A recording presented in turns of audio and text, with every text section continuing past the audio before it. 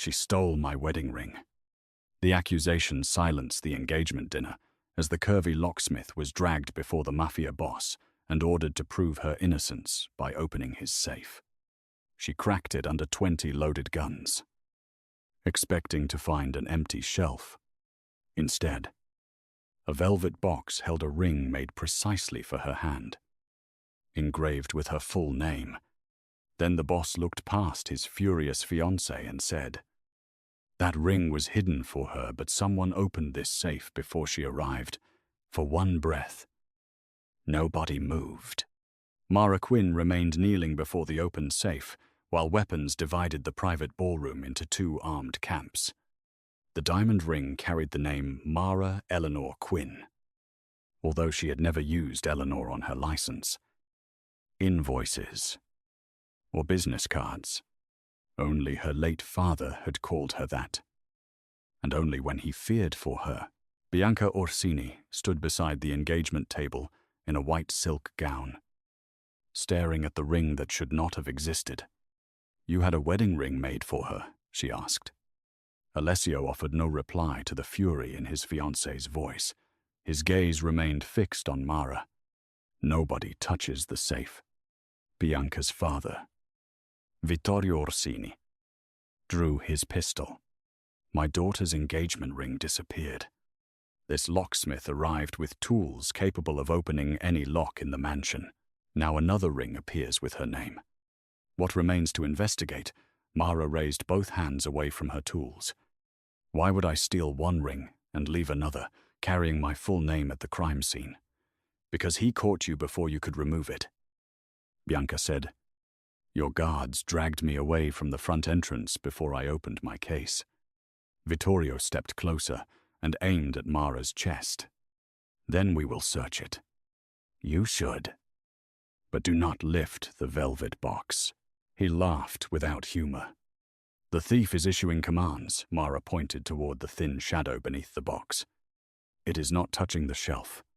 Something has been installed under it. Move it now, and you may destroy the only evidence showing who opened this safe." An Orsini guard reached inside. Alessio caught his wrist and slammed his hand against the steel wall so quickly that the man dropped his weapon. "She told you not to touch it." He released the guard and stepped between Mara and the Orsini guns. "Let her work." Mara opened her tool case and immediately saw an empty slot. Her cobalt decoder was missing. The narrow instrument could read resistance points inside a high-security dial. It could not open Alessio's safe by itself. But someone with the measurements stored on Mara's workshop computer could use it to reduce a 6-hour job to 20 minutes. Something else was stolen, she said. Alessio noticed the empty slot. "What?" "A decoder worth 6 months of my income." Bianca folded her bleeding fingers around the stem of her glass. "Convenient. Not for me. My registration number is etched into the handle. Leaving it behind would be the fastest way to convict me." Mara removed a fiber light and inspection mirror. Beneath the velvet box, a black wire ran from a pressure switch into a freshly drilled hole at the back of the safe. "There is a circuit under the ring.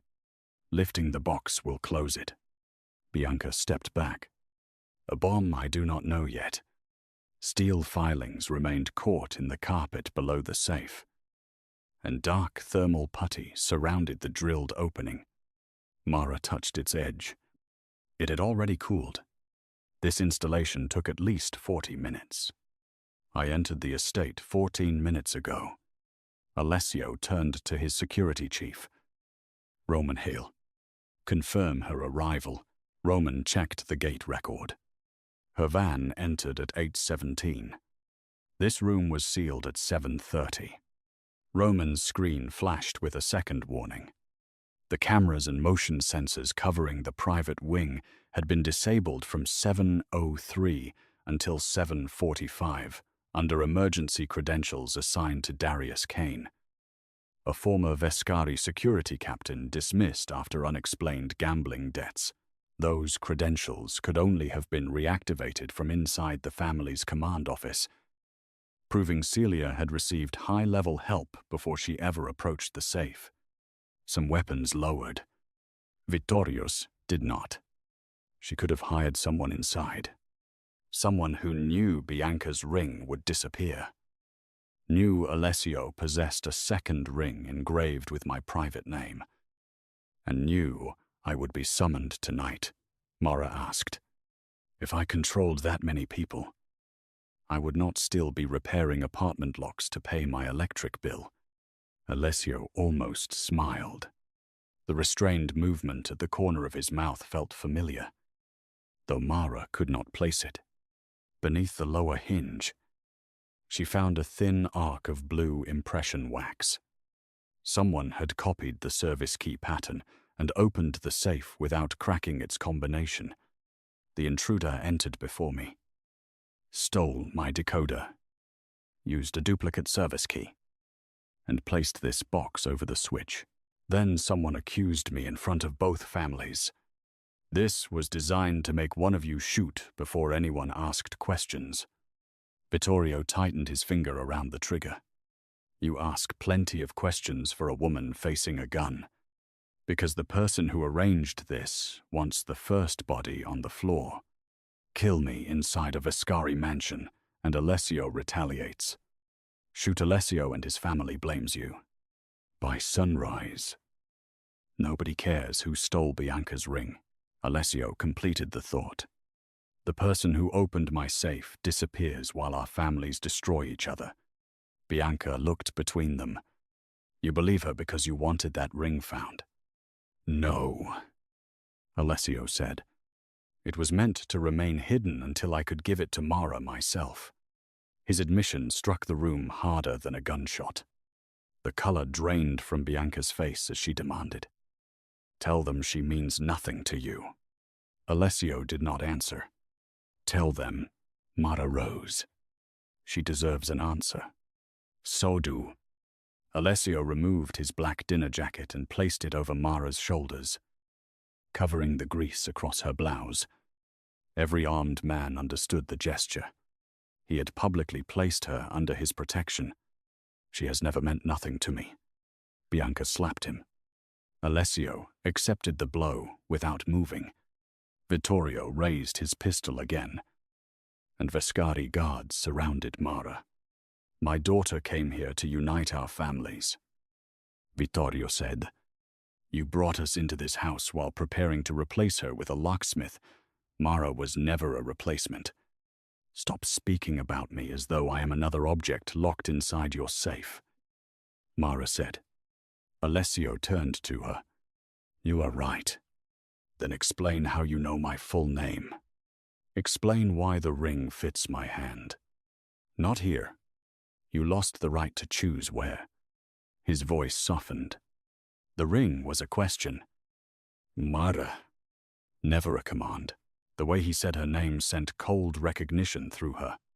For 7 months. A man calling himself Leo had telephoned Quinn Security and Lock every Thursday after closing. At first, he asked about antique safes. Later, he learned Mara drank coffee without sugar. Hated lilies because they reminded her of the hospital where her father died, and struggled to keep the shop she inherited. When a customer mocked her size and demanded a male locksmith, Leo reminded her that she had opened 3 locks her father considered impossible. 2 months ago. He stopped calling without saying goodbye. Mara stared at Alessio, listening beneath the controlled voice of the Mafia boss. Say my name again. His expression changed. Mara. The ballroom tilted. It was Leo's voice. You lied to me. Bianca looked between them. You knew each other. I knew a man who claimed to collect antique locks. Mara said, I did not know he controlled half the criminal docks in the city, unmoved by the gun barrels tracking him. Alessio stepped closer. The first time I called, I needed help with a lock, protecting someone I could not afford to lose. You heard the fear in my voice, and helped without asking who I was. So you called again.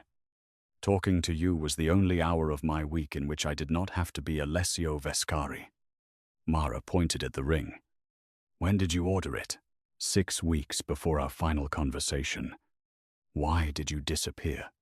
Because Bianca's family discovered there was a woman outside the agreement. Bianca's face tightened. Mara caught it. They knew about me. They knew someone existed.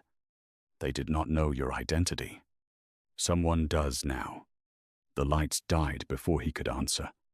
Gunslides snapped back around Mara. Alessio pulled her down as a bullet struck the wall where her head had been. Emergency lights flooded the room in red. Bianca was gone. A metallic click sounded inside the safe. The black wire retracted, and steel barriers descended across every exit, separating armed members of both families into sealed sections. The box triggered the lockdown. Mara said. Her phone vibrated inside her open case. No outside signal should have penetrated the shielded mansion. Yet the screen displayed a live image from the camera above her shop. A woman wearing a white veil stood at Mara's workbench. Bianca's missing engagement ring rested in one gloved hand, Mara's cobalt decoder in the other. The figure placed both objects beneath the camera and approached the steel door under the back staircase. The last lock, Mara's father, had ordered her never to open. She produced a narrow key bearing the Vescari crest. Alessio reached beneath his shirt and found the chain holding his private vault key empty.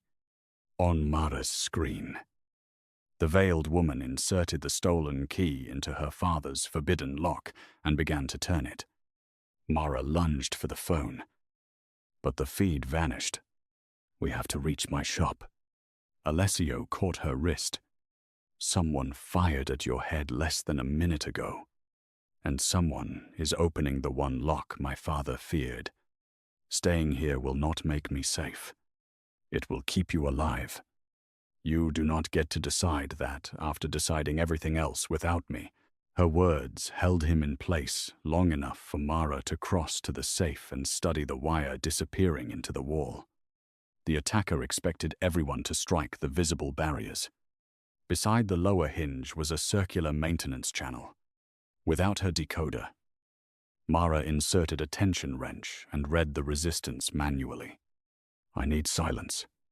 Vittorio continued, shouting Bianca's name from beyond the nearest barrier. Alessio fired once into the ceiling. Dust drifted onto the banquet tables. She asked for silence. Mara found 4 contact points. The third moved too easily. A false gate intended to trap the mechanism. She bypassed it. Reversed pressure on the 4th, and heard gears rotate inside the wall. The panel will rise 18 inches. Nobody crosses until we know what is waiting. Alessio slid beneath first with his gun raised. Mara followed before he could object. A Vescari guard lay unconscious in the red-lit corridor. 10 feet farther, Bianca sat against the wall with one hand pressed to a cut above her temple. Her gown was torn at the shoulder. Vittorio crawled beneath the barrier and rushed to her. Who did this?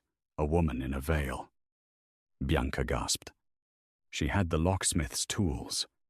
A brass access panel stood open beside her. Blue impression wax marked its inner edge, and a similar smear stained the hem of Bianca's dress. Bianca noticed Mara looking and folded the fabric beneath her knee. Did you see her face? Mara asked. No. Did she attack before or after the lights went out? After. Then, how did you cross this barrier? It descended within 4 seconds. Bianca hesitated. Vittorio stepped between them. My daughter was assaulted. You will not interrogate her. Someone crossed a locked mansion carrying my tools and Alessio's key. The order matters. Bianca swallowed.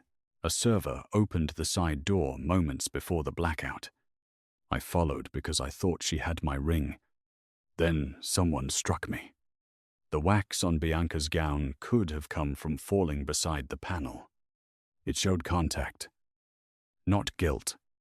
Whoever designed the attack understood how to leave clues pointing in several directions without completing any answer. Alessio, Bianca looked at his jacket around Mara's shoulders. You are leaving with her. She is the only person who understands how this house was breached. That is not the only reason. Alessio did not answer. 10 minutes later, Mara sat beside him in an armored sedan cutting through rain-dark streets. She held the secret ring inside an evidence pouch. Removing it from the switch had required a bypass. But she refused to surrender it to Roman. Her name made it her evidence too. When this ends, she said, you do not get to place that on my finger and pretend hiding it was romantic. When this ends, you may throw it into the river. Would that bother you? More than I can explain. Despite herself, a brief smile touched her mouth. Alessio looked at it as though that tiny warmth mattered more than the armed cars surrounding them. The key shown on your camera was cut for one lock only, he said. My private vault. Then my father designed both locks. Patrick Quinn had never mentioned the Vescari family. He died 6 years earlier after his truck went through a mountain guardrail. Mara inherited the shop, its debts, and the sealed door beneath the staircase. She also inherited his warning that some locks protected people from what was outside, while others protected the world from what waited within. The convoy stopped 1 block from Quinn's security and lock. The front door was closed, the windows intact, and the alarm light steady. No visible forced entry. Mara reached the lock before Alessio's guards finished their sweep. Stay behind me, he said. It is my shop. Someone inside may have a gun. Then do not block my view of the hinges. The front cylinder had been opened with a legitimate key. Only Mara and her father had possessed one. Inside, Bianca's engagement ring and the stolen decoder rested in the center of Mara's workbench. The veiled figure was gone. The forbidden door beneath the staircase stood open. Behind it was a narrow compartment containing a scorched photograph and a yellow envelope. Alessio lifted the photograph. It showed his mother, Alessio Vescari, standing outside Mara's shop 25 years earlier. On her hand was a ring identical to the one he had commissioned for Mara. My mother never wore this in public, he said. She was murdered 3 days after this picture. Mara opened the envelope. Her father's block lettering filled one side of the page. If Alessio Vescari ever gives my daughter this ring, make her run. The people who killed Elena will understand what he has chosen, and they will finish what they began with us.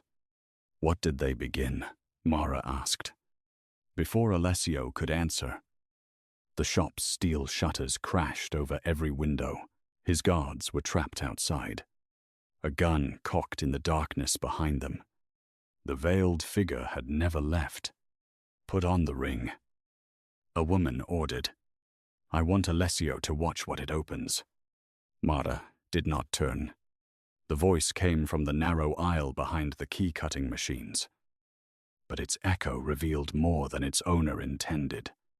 The woman stood close to the steel supply cabinet. 4 steps from the emergency release, Mara had installed beneath the counter. If the ring opened something, you do not need it on my finger, Mara said. You need my hand attached to it. The woman replied. Alessio shifted half a step toward Mara. The gun moved with him. Stay where you are. You entered a locked shop, stole from 2 Mafia families, and trapped yourself with the one locksmith who designed its security. Mara said, I would reconsider which of us should be frightened. The woman laughed softly. Your father spoke the same way before his brakes failed. Mara's control cracked. Alessio caught her hand before she could turn. The pressure of his fingers warned her not to give the attacker a clear target. Patrick's death was not an accident. Put on the ring. Mara removed it from the evidence pouch. Its inner band looked ordinary until she held it near the open compartment. A small brass disc behind her father's letter shifted toward the diamond, as if pulled by a magnet. The ring contained a concealed metal core. Alessio saw it too. "I copied my mother's ring exactly," he said, "including what the jeweler thought were decorative cuts. They are not decoration," Mara said. 7 shallow notches circled the lower edge. They matched the 7-pin radial locks her father built for clients who needed access without carrying a visible key.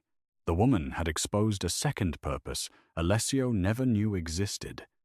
Mara slipped the ring onto her finger. It tightened through the adjustable inner band. Warm against her skin.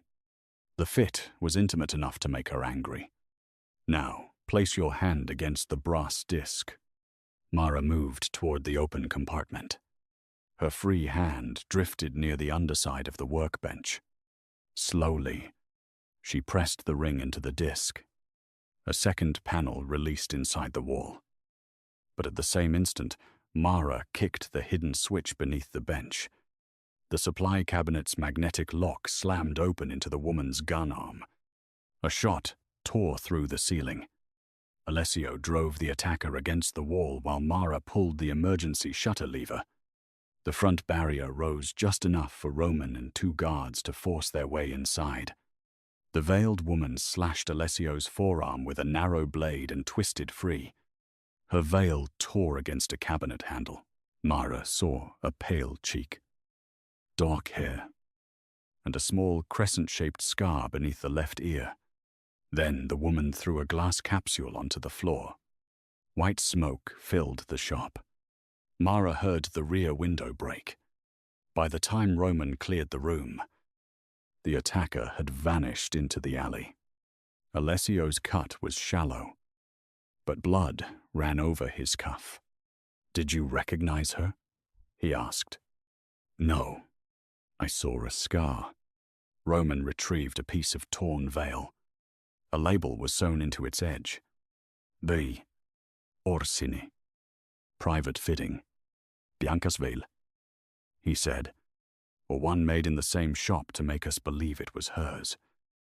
Mara replied. She refused to accept another convenient clue. The second wall panel stood open. Inside was a cylindrical lock with 2 opposing channels. One matched Alessio's stolen vault key. The other matched the notches in the ring. Patrick had designed it so neither object could open the chamber alone. The attacker had possessed the key, but needed Mara wearing the ring to align the second channel. She could have forced the ring into the slot. Alessio said, "No. The angle requires pressure from a hand. My father wanted a living person to choose to open it. You should not have to make that choice tonight." Mara looked at his bleeding arm. Then, at her father's warning, "I stopped having that luxury when someone used my name to start a war." She seated the ring against the inner channel while Alessio inserted his recovered key, which the attacker had dropped during the struggle. "Turn on 3, she said. They rotated both pieces simultaneously. 7 internal bolts withdrew. The chamber held no money or weapon. Inside were 3 objects: a brass hotel token stamped with the number 714, a thin metal impression plate bearing half of an Orsini crest, and a sealed letter addressed to Patrick Quinn. Alessio opened the letter with Mara's permission. The handwriting belonged to his mother. "Patrick, if you are reading this, then the man seated at Vittorio's left hand has ordered my death and intends to keep both families at war. I divided the proof so no single theft could erase it. Keep the impression. While I hide the account beneath the room where Alessio first learned peace was possible, if my son ever chooses freely, the ring will lead him back." But do not let him seek vengeance before he understands the entire betrayal. Elena had signed only her first name. Mara examined the metal plate. It showed the lower half of a signet pressed into wax. But one point of the Orsini star had been cut away. The man at Vittorio's left hand. She said, "Who was that?" "It changed according to the occasion." Alessio replied, "His brother Lucan often sat there. But so did advisors, captains, and priests. My mother wrote this before I was 12. What is room 714? The Grand Meridian Hotel. My mother took me there during ceasefire meetings. It closed after her murder. Tires screamed outside. Red and blue lights swept across the shutters. Roman looked through the camera feed. Police. 6 vehicles. That was fast. Mara said. Someone reported Bianca's ring and stolen burglary equipment inside this shop before we arrived. Roman began collecting the objects. Mara stopped him from touching the impression plate. No. Police find your fingerprints on evidence hidden by my father. And I become part of a Vescari conspiracy. Everything stays where it is until it is photographed. Alessio regarded her with quiet approval. Do it her way. Mara documented every object and transferred the images to 3 separate encrypted accounts. She had barely finished when the police forced the shutters up. Detective Nora Bell entered with a search warrant built from a theft complaint Lucan Orsini had filed 3 hours before the engagement dinner. The raid was scheduled for dawn. Nora said, "Someone submitted an emergency amendment and activated it early. But the paperwork was prepared long before tonight's supposed crime occurred. The warrant named Bianca's ring, the cobalt decoder, and evidence of a planned theft from the Vescari estate. It described where both stolen objects would be found on Mara's workbench with impossible precision. Lucan wrote your search before there was anything here to find." Mara said. Displeasure tightened Nora's expression. But she still ordered Mara away from the bench. The impossible timeline could be challenged only after the scene was secured. An officer reached for Mara's wrists.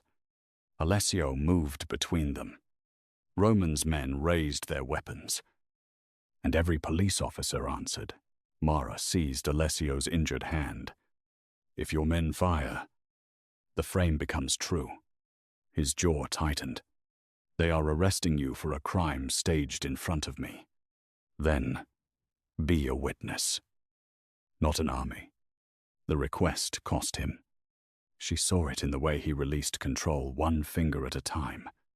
Alessio ordered every Vescari weapon lowered. Then he faced Nora and spoke loudly enough for the officer's body cameras. Mara Quinn did not steal either ring. The diamond ring found in my safe belongs to me. I commissioned it for her. I concealed my intention because I was ending a political engagement with Bianca Orsini. Someone exposed it tonight to provoke violence between our families. Nora stared at him. Do you understand that statement may become public? That is why I said it on camera. Alessio had just broken the engagement in the most irreversible way possible and tied his name publicly to Mara's. He had also destroyed the attacker's ability to portray her as a stranger who invaded his safe. Nora still took Mara to the station. But she did not handcuff her. Before the car door closed, Alessio touched the edge of his jacket around Mara's shoulders. I will be there before they finish the first form. Do not threaten the police. I was going to call my lawyer. Call one who understands the word restraint. You are asking a great deal of me tonight. Consider it practice. Bedaven. Alessio's declaration filled the news, while edited recordings twisted 7 months of private calls into a secret affair. Reporters surrounded the precinct and Mara's shop. Customers cancelled jobs after anonymous accounts published her address. Debts, weight, and private photographs. The attack had shifted from bullets to public cruelty. Alessio's attorney proved the emergency amendment relied on staged evidence while the original complaint predated the theft. And Nora released Mara without charge. Alessio waited in an underground exit with an armored car. Mara stopped before entering. "Did you record our calls?" "Never." "Someone did. My office line used military encryption. Then someone inside your system listened. Roman is tracing access." Mara studied his face. He had not slept, and the cut across his forearm had been stitched. "Where are you taking me?" "A secure house outside the city." "No. Your apartment is exposed." "Then take me to a hotel I choose." Mara. He had hidden the ring while waiting for voluntary consent. Yet his secrecy had dragged her into a war before she received any chance to choose. "You claim you were waiting for my answer. But danger learned my name before I learned yours." Alessio opened the car door, then stepped aside. "Choose the location. Choose the guards or refuse them. But let me drive you somewhere the people hunting us have not prepared." It was the first time that night he surrendered a decision before she forced him. Mara entered. The old Whitmore Library on Calder Street. My father restored its vault, and the upper rooms are empty during renovations. "Is it secure?" "It will be after I lock it." Alessio told the convoy to change direction. The library's stone walls blocked most signals and every view from the street. Mara reset its doors herself while Alessio made coffee in the caretaker's kitchen. He brought it without sugar. The familiarity hurt. "You remembered." "I remember everything you told Leo. That is the problem. I told Leo things I might never have told Alessio Vescari." He set the cup down. "I cannot undo the lie. No, I can answer every question without hiding behind protection. Business or family." Mara removed his jacket and placed it between them on the table. "Why me?" "Because you never asked what I owned. Because you listened when I was afraid and did not confuse fear with weakness. Because when men dismiss you, you do not beg them to see your value. You open the door they said you could not open and charge them double." She almost smiled, then stopped herself. "That explains the calls. Not a wedding ring. My mother taught me that a proposal should be prepared only when a man is ready to accept no. I had the ring made, then realized I had not given you the truth required to choose. I hid it until I could end the Orsini agreement and approach you as myself. Yet you attended the engagement dinner. To replace the marriage clause with a commercial truce, Bianca agreed to discuss it privately. Someone moved the announcement forward and stole her ring before I could present the alternative. Did Bianca know there was another woman, only that I would not marry her? A knock sounded in a pattern Mara recognized from Locksmith Guild calls 2. 1, 2. Nora stood outside alone. She carried no warrant. Only a sealed evidence bag containing blue wax scraped from the corridor beside Bianca. The compound matches a batch sold to one buyer.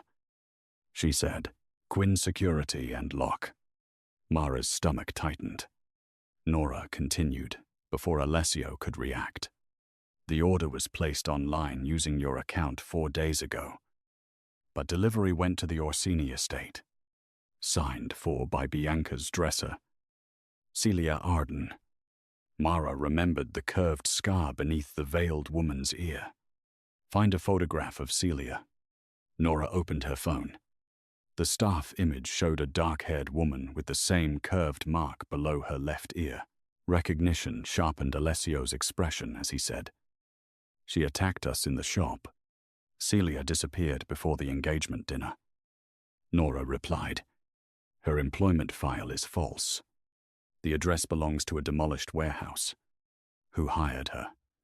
The authorization came from Lucan Orsini, Vittorio's younger brother. He oversees estate security. Mara looked at Elena's letter on her encrypted screen. Elena's warning about the man at Vittorio's left hand now pointed toward Lucan, connecting the old threat to the new attack without yet proving that he had commanded Celia or killed Alessio's mother. Nora glanced at the secret ring on Mara's finger. Whatever that opens, Lucan believes it can destroy him. Your best chance is to reach room 714 before he does. At that moment, every lock on the library's ground floor clicked open simultaneously. Mara had disconnected the building from remote control. Someone had bypassed her work from inside. Alessio drew his pistol. Nora moved behind a stone column, while Mara listened to the sequence of opening doors. Front entrance. Reading room. Archive. West stairwell. The locks released from farthest to nearest. Not all at once. Someone was moving through the building with a master transmitter. It is not a person bypassing each lock. Mara whispered, "It is a relay following the electrical conduit." She crossed to the caretaker's control cabinet and removed the faceplate. A black device blinked behind the original wiring. It had been installed before they arrived. "Construction? Access," Nora said. "The renovation crew." Mara pulled the relay free. The last two doors stopped before opening. Lucan did not need to guess where we would hide. Someone knew my father had worked here and prepared it as another trap. Alessio called Roman. But the convoy outside did not answer. Through the upper window, Mara saw every vehicle's headlights burning while the guards inside sat motionless. Gas had been pumped through their ventilation systems. They were alive, but help would not come quickly. From the dark reading room below, glass shattered. Celia crossed between shelves wearing black instead of the veil. She carried no gun. She held a small transmitter in one hand and a lighter in the other. Fuel glistened across the carpet behind her. "Give me Elena's letter and the impression plate," she called, "or the library burns with all four of you inside." "For," Nora said. A second figure emerged near the west stairwell and pulled Bianca Orsini into view. Bianca's wrists were bound, but she was walking under her own power. A bruise darkened her temple. Celia pressed the lighter beside Bianca's hair. "Her uncle sends his apologies. She has become unreliable." Bianca's fear looked real. But Mara had already been given too many staged clues. She studied the knots around Bianca's wrists. The rope crossed itself in front, where Bianca could reach it, and there were no pressure marks on her skin. Either Celia had tied her recently, or Bianca had agreed to the display. "You brought the wrong hostage," Mara said. Bianca stared at her. "What are you doing?" "Celia knows. Alessio will not trade Elena's proof for the woman he publicly refused to marry. The only reason to bring you is to make Vittorio believe the Vescari family caused your death." Celia's smile disappeared. "You think every trap is a lock you can understand. No, locks are more honest. They show exactly where pressure has been applied." Mara looked at Bianca. "Open your right hand." Bianca kept it closed. Alessio raised his gun. "Do it." Bianca slowly opened her fingers. A tiny brass trigger rested in her palm, connected to a wire running into Celia's coat. Bianca had been forced to hold down the dead man's switch. If she released it carelessly, something would ignite. Her loose bindings were not proof of cooperation. They were part of the cruelty. "Fuel lines?" Mara asked. Celia smiled again. "Under every stairwell." Nora's phone had no signal. Alessio's guards remained unconscious outside.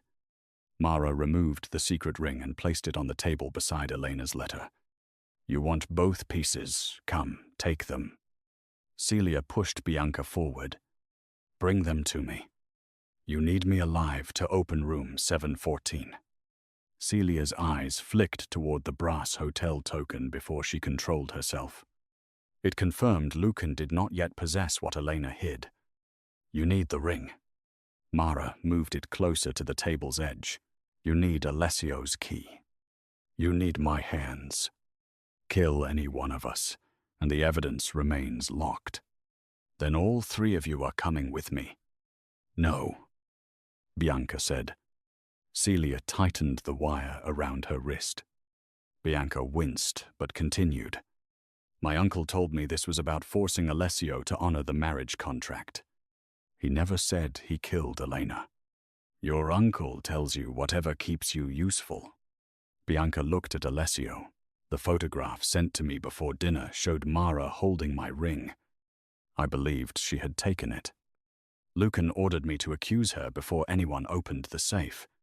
When the lights went out, Celia pulled me through the service door. She said Mara was part of an assassination attempt. I understood the truth when my uncle's men drove past my father's guards instead of helping them." Celia raised the lighter. "Enough." Mara nudged the ring off the table. Celia instinctively reached for it. Alessio fired. Not at her, but at the overhead sprinkler valve. Water exploded across the room. The lighter died. Bianca released the brass trigger and dropped flat. A line of sparks flashed beneath the carpet. But the soaked fuel failed to catch. Nora tackled Celia. The two women struck the floor, and Celia drove a hidden blade toward Nora's throat. Mara grabbed a rolling library ladder and rammed it along its rail. The heavy frame hit Celia's shoulder and pinned her against a shelf. Alessio tore the blade away. Within seconds, Nora had Celia cuffed to the iron base. "Lucan will kill you before you question me," Celia said. "Then he will have to stand close enough to try." Nora replied. Bianca gave a full statement while medical teams treated the guards. Vittorio arrived furious and disbelieving until Bianca showed him the dead man's switch and repeated the instructions Lucan had given her before dinner. Vittorio's anger shifted from Alessio to his absent brother. But pride prevented immediate surrender. "A frightened accusation from my daughter and an old letter prove nothing," he said. "Bring me evidence that Lucan killed Elena or Patrick Quinn, and I will place him before both families myself. Fail, and the broken agreement remains an insult I cannot ignore." He gave them until midnight the next day. Lucan had already called Orsini captains to a council at the Grand Meridian, claiming Alessio abducted Bianca and planted evidence against him. The closed hotel would be filled with armed men by evening. He chose the location because he knows about room 714, Mara said, or because he wants us to believe he knows. Bianca replied. She had changed from the torn gown into borrowed clothes. But the absence of silk did not reduce her authority. "My uncle built every conversation around doubt. He never gives one person enough truth to act without him." Mara met her eyes. "Why should we trust you? You should not. Test everything I say. But I will not marry a man who does not love me. And I will not let my humiliation become an excuse for my uncle to murder my father." Alessio nodded once. It was not forgiveness, but it was an alliance. They reached the Grand Meridian before sunset, through a delivery tunnel Bianca remembered from childhood. The abandoned hotel rose above the river like a blackened monument, its windows boarded and chandeliers filmed with dust. Room 714 had been stripped to bare walls. Lucan's men had torn out the floorboards and opened every pipe. They searched the room. Roman said. Elena wrote beneath the room where Alessio first learned peace was possible. Mara replied, "Not beneath room 714. Alessio looked toward the corroded room plaque. The numbers were mounted on a brass plate secured by 4 antique screws. My mother brought me here during negotiations. She made me sit in this room while men argued below. I asked why they could not simply stop killing. She took me downstairs and showed me the hotel nursery where children from both families played during the meetings. The nursery had occupied the 6th floor directly below them. They descended through a service stair and found its door buried behind collapsed plaster. Mara brushed dust from a child-sized brass lock shaped like a sun. The hotel token fit its center, but it would not turn. 7 rays around the sun matched the notches inside the secret ring. Mara pressed the ring around the token and rotated both. The lock opened. The nursery remained almost untouched. Faded animals covered the walls. Small chairs stood in a circle beneath a ceiling painted with clouds. Alessio stopped beside a wooden horse. My mother told me the children in this room did not know which surname they were supposed to hate. Mara heard the grief beneath his voice. That is what she meant by peace. Under the horse was a steel floor plate with 2 key channels. Patrick had repeated his design, Alessio's vault key and Elena's ring. Now copied for Mara. Your mother trusted my father to build this, Mara said, and both of them trusted a future version of us they could never meet. Do you want to open it? Alessio asked. He did not reach for her hand or tell her what duty required. Mara appreciated the question more than she wanted him to know. Yes. Together. They turned the key and ring. The compartment contained 12 thin steel cylinders, each engraved with a date. Instead of documents, rotating metal bands displayed ship numbers, payment codes, names, and casualty counts in a form that could not be remotely erased. Alessio turned the first cylinder and recognized Vescari routes delivered to Orsini gunmen. Bianca examined the next one and found Orsini movements sold in the opposite direction. Lucan controlled joint dispatch during every temporary truce. She said, each attack increased the protection money passing through his office. Mara moved through the dates rather than absorbing the entire history at once. 1 cylinder recorded payment to a garage 2 days before Patrick Quinn's brake failure, while another named the vehicle carrying Elena on the night she was murdered. Both bore an Orsini star, with 1 point missing. Lucan sing it, Bianca said. He damaged that point during a shooting when he was 19 and kept the mark as proof he survived. The impression plate from Mara's shop matched the symbol. But the cylinders still did not prove who had entered the codes. They needed the master strip carrying the original pressure marks.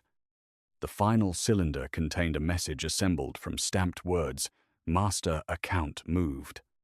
Bell Tower. Witness lives. Trust. No first version. Before Mara could interpret it. A shot struck the door. Lucan's men had found them. Roman returned fire while Bianca led Nora toward the delivery tunnel. Alessio pushed Mara behind the steel floor plate. Take the cylinders. There are 12. Take the 2 recording our parents' deaths. Mara loaded them into her tool bag. Smoke rolled through the nursery vents. Lucan's men were not trying to enter. They were setting fire to the floor above. Forcing them toward the corridor where rifles waited, Mara scanned the old room. A dumbwaiter door stood behind the painted clouds. The shaft was too narrow for Alessio's shoulders, but the counterweight channel beside it led to a freight elevator. She pried open the maintenance box and found its mechanical brake rusted shut. Can you open it? Alessio asked. Yes. If you stop asking while I am listening. Bullets chewed through the nursery door. Mara read the brake pins by touch. Released 2, and found the 3rd fused. Alessio handed her the narrow blade Celia had dropped. Will this help? It is the first useful thing anyone has given me today. She drove it beneath the fused pin. The brake released, and the freight car dropped from the 8th floor to their level with a violent crash. The doors separated 3 inches. Alessio forced them wider, while Roman held the corridor. They entered as flames broke through the nursery ceiling. Roman jumped inside last. A bullet grazing his ribs, Mara engaged the counterweight manually. The car descended, then stopped between floors. Someone had cut the lower cable. Smoke entered through the doors. Alessio boosted Mara through the roof hatch first. Bianca's tunnel is 2 floors below, she said. The counterweight ladder reaches it. Go. Not without you. Mara, tonight, I am choosing not to abandon you inside a burning shaft. She anchored her belt around the upper rail, lowered one end, and made him climb before her. Halfway down, an explosion tore the elevator loose. Alessio wrapped his body around Mara as burning metal fell past them. The ladder bent, but held. They reached the tunnel seconds before the shaft collapsed. Outside, Bianca pressed a cloth against Roman's wound, while Nora transferred the cylinders into an evidence case. Fire consumed the hotel's upper floors, destroying everything they could not carry. Across the river, Lucan used the burning hotel as a backdrop for cameras and armed captains, accusing Alessio of abducting Bianca and planting forged evidence. He demanded Mara and the ring by midnight, or the truce would end. Bianca stepped into the broadcast before his staff could cut it. My uncle ordered Celia to frame Mara and provoke a shooting at my engagement dinner. I will testify at tomorrow's Bell Tower Council. And until then, no Orsini acts in my name. Her intervention delayed the war while placing a target on her. Lucan smiled across the river. Then I hope my niece survives long enough to attend. That night, they returned to the library because every conventional safe house appeared on Lucan's access lists. Nora placed the 2 cylinders in police evidence. But the warrant sealing them was challenged within an hour by a judge connected to Lucan. They had until morning before the cylinders might be removed. Roman's search of Alessio's office found a transmitter hidden inside the antique telephone he used for his calls with Mara. The access logs also exposed Darius Kane, the former security captain whose reactivated credentials had silenced the mansion's cameras and motion sensors for 42 minutes. Bank records showed Lucan paying Kane through a gambling account. Kane disabled the private wing, admitted Celia through the service entrance, and gave her enough time to drill the safe and plant the transmitter. Lucan had help inside my house, Alessio said. Then stop treating everyone close to you as automatically loyal, Mara replied while replacing the bandage on his burned shoulder. He sat shirtless at the caretaker's table, powerful enough to frighten a city and still unable to reach the wound without pain. Including you? He asked. Especially me. Trust should survive questions. You have questioned every order I gave tonight, and you are still alive. His hand covered hers before she withdrew. So are you. Their faces were close. For months, they had known each other without seeing each other. Now they were seeing too much at once, his scars, her anger, his fear, her unwilling tenderness. I am not ready to forgive you, Mara whispered. I know. I do not know whether I can love the man Leo concealed. Then do not decide tonight, for once. Alessio made no demand of the moment. Mara kissed him because the choice was hers. It was brief, shaken, and honest. When she pulled away, he did not chase her mouth. That was not an answer about the ring. She said, I know. Good. Her phone rang. The caller identification displayed her own shop number, though the police had sealed the building. Lucan's voice filled the line. Your father left you 2 cylinders and a damaged impression. I have the master account. Then why do you need me? Because Patrick built its final lock for his daughter. Come to the bell tower alone with Elena's ring, and I will clear your name, restore your business, and tell you who cut your father's brakes. You already told Celia enough to answer that. Lucan laughed. Celia told you what frightened people always tell themselves, that one villain explains every wound. Ask Alessio why his own father paid the garage that killed Patrick. Ask him before you decide which family deserves your loyalty. The call ended. Mara looked at Alessio. He had heard every word. For the first time since the safe opened. He looked as if he had no defense prepared. Alessio did not ask Mara to ignore the accusation. He opened his encrypted archive and searched the date of Patrick's crash. A payment from an account controlled by his father. Marco Vescari had reached the garage 12 hours before the truck's brakes failed. I never saw this, he said. My father died before I assumed control. Lucan may have used his account. Or my father may have known more than he admitted. Mara's anger wanted a simple target. But her father had taught her that the first movement inside a lock often existed to deceive the impatient. Elena's last cylinder had warned them not to trust the first version. She asked Nora to bring the cylinder, recording Patrick's death from evidence. Under magnification, the rotating bands showed tiny scratches beside every payment code. These are false gates, Mara said. My father used them in training locks. If someone reads the first alignment, they get a convincing answer that traps the mechanism. The real position sits one fraction beyond it. She applied light tension with the ring's metal core while rotating the cylinder past the visible entry. A second set of numbers appeared. Marco's account had sent the payment, but it was returned 7 minutes later and replaced by money routed through 3 shell companies. The final authorization carried the broken Orsini star. Marco had apparently discovered the first transfer and reversed it.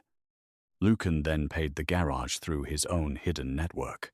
Another concealed line revealed Marco ordered Patrick's truck inspected. But the warning arrived after Patrick had already left the city. Lucan wanted you to find the first version, Mara said. He knew it would make me doubt you. You had reason to doubt me before he offered one. Alessio did not use the correction to demand trust. That mattered. The second alignment contained coordinates for the master account inside the Grand Meridian bell tower, and a final instruction from Elena too. Families must witness.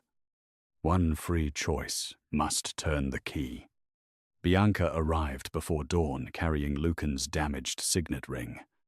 She had taken it from his private desk while pretending she still believed his story. One point of the Orsini star was missing.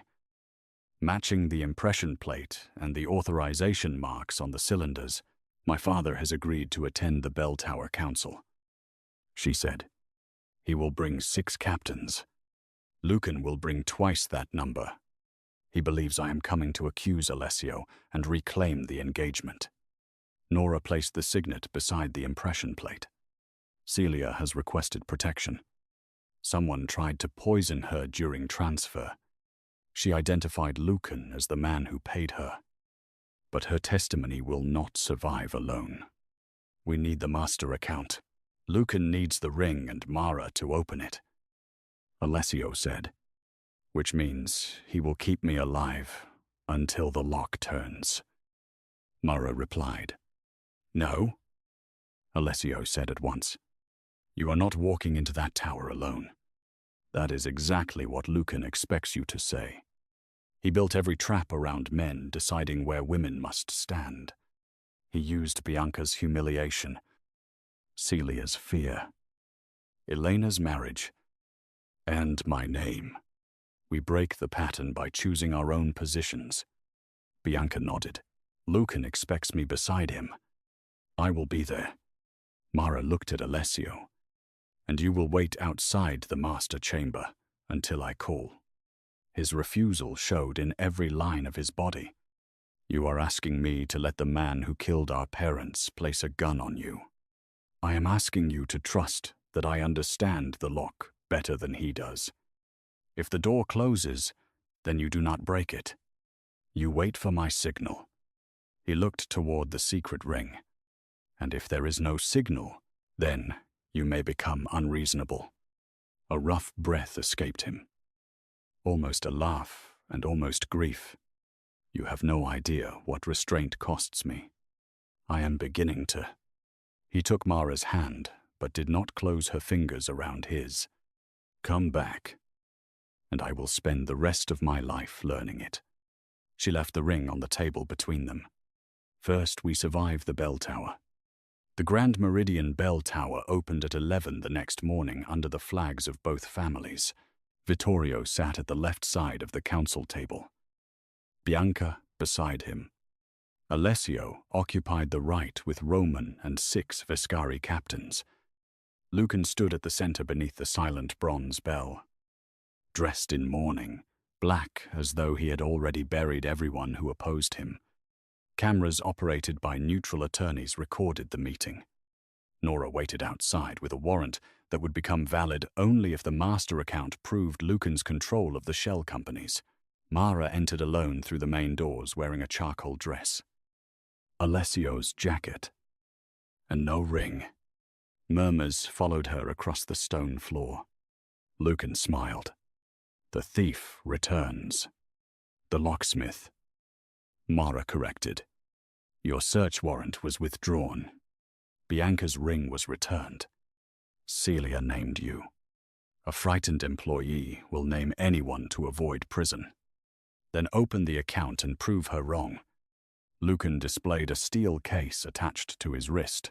Inside rested the master strip removed from Elena's network years earlier. He had possessed the evidence, but could not read it without opening Patrick's final mechanism in the chamber above. "You brought the ring?" he asked. Alessio's gaze found Mara's empty hand. This was the part of the plan they had not discussed. Mara removed the diamond ring from a chain beneath her dress. Gasps moved through both families. Alessio hid this ring because he believed choosing me would put me in danger. She said, "You exposed it because you believed humiliation would start a war." Lucan glanced toward Bianca. "It nearly did. Because you mistake women for territory. Bianca was never a treaty. I was never Alessio's secret possession. Elena was not a weakness to remove. And Celia was not a disposable weapon." Mara slipped the ring onto her finger. "This ring is not his claim over me. Wearing it now is my decision." Across the chamber, Alessio lowered his head once. He did not smile. The emotion in his face was too deep for triumph. The title's hidden promise had finally become public. But Mara had changed its meaning. The ring no longer represented a choice made for her. It represented the choice she made with full knowledge. Lucan unlocked the stairwell to the master chamber. Only Mara comes upstairs. Alessio remained seated. Honoring the plan, Bianca moved beside her uncle and rested one hand on his arm as though accepting defeat. In doing so, she pressed his damaged signet into a wax strip concealed inside her sleeve. Vittorio saw and said nothing. Mara followed Lucan up the spiral stairs. At the top, a circular iron door stood beneath the bell mechanism. 7 radial channels surrounded its center. The diamond ring fit across them. But the lock contained the same false gates Patrick had used in the cylinder. Lucan chained the steel case to a bracket and drew a pistol. "Open it. Once it turns, everyone below sees the account. Only if I allow the inner shutter to rise. You cannot read the final alignment without me. Then you will read it aloud before you die." Mara placed her ringed hand against the lock. Through the metal, She felt Lucan shift behind her. His left cuff carried a trace of machine oil not present on the council floor. Earlier, Bianca had told Mara the bell tower prohibited weapons and that Lucan's visible pistol would be surrendered at the chamber door. He had hidden a second weapon inside the maintenance hatch to Mara's left. She now knew where his escape plan waited. Mara rotated the ring across the first 6 channels, each engaged with a clean click. At the 7th, she deliberately stopped on the false gate. A narrow panel opened in the wall and exposed what appeared to be the master reader. Lucan attached his steel case. The device accepted it, and rows of names illuminated behind glass. He stepped closer. Satisfied. Read. Mara recognized the trap within the trap. The displayed account blamed Marco Vescari for Elena's death and Vittorio Orsini for Patrick's. Lucan had prepared another first version, expecting both families to see it and kill each other. This is not the master account. Lucan pressed the pistol against her back. It is the only version anyone downstairs will see. Elena knew you would alter it. That is why she asked for a free choice to turn the key. Mara reversed pressure on the 7th channel. The false gate released. Deep inside the tower, a second mechanism awakened. The glass display rotated away, revealing original steel strips marked by pressure rather than ink. Every payment, route, assassination order, and false funeral Lucan sold across 25 years appeared beneath the missing point star. The inner shutter began rising toward the council chamber below. Lucan fired at the mechanism. Mara had already turned. She struck his wrist with the steel edge of her tool case. The shot shattered a lamp. He drove her into the wall and reached for the maintenance hatch. Mara kicked its small brass handle upward. Before entering the tower, she had reversed that hatch's latch. Lucan pulled, but the door locked tighter under pressure.